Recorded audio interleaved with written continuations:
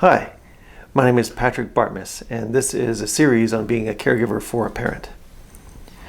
In my family, we've always had a dog as a pet, and the most recent one turned out to be the most reliable member of my caregiving team.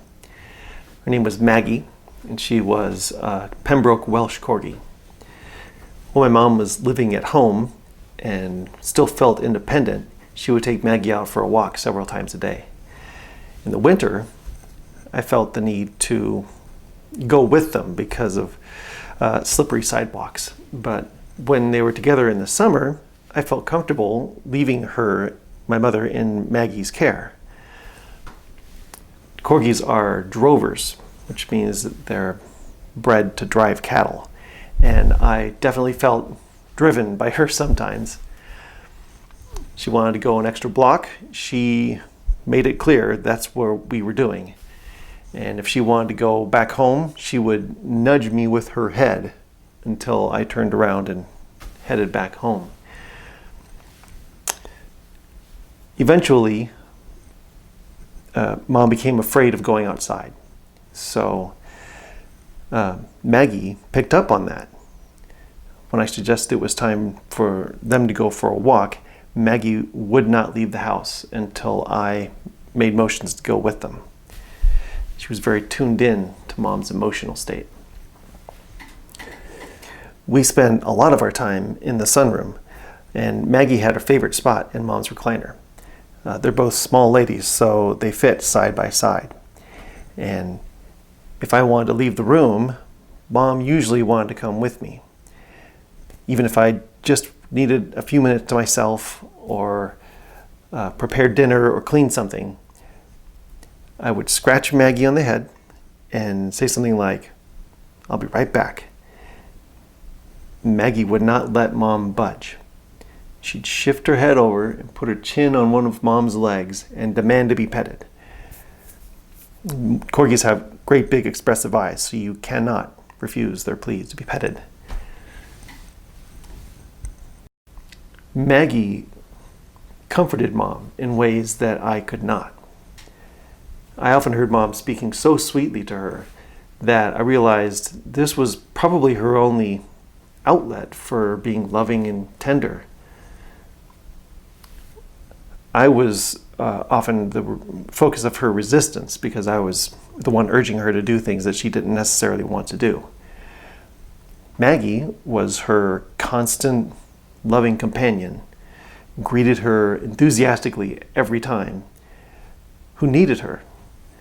Whereas I was, by turns, a bossy tyrant and a snotty little kid. I did manage to be a warm and friendly human being once in a while, but Maggie, her disposition was constant. And that's what people with dementia need. Not only do they need familiar environments and a regular schedule, but they need companions whose personalities are constant. We average people who are not excellent or perfect can't maintain a smooth and consistent manner. We have moods, and we have quirks and kinks. We have natural reactions to things that disturb us. Dogs are constant. Dogs make the best companions for people with dementia, in my opinion. Maggie died suddenly one night, just a sudden illness.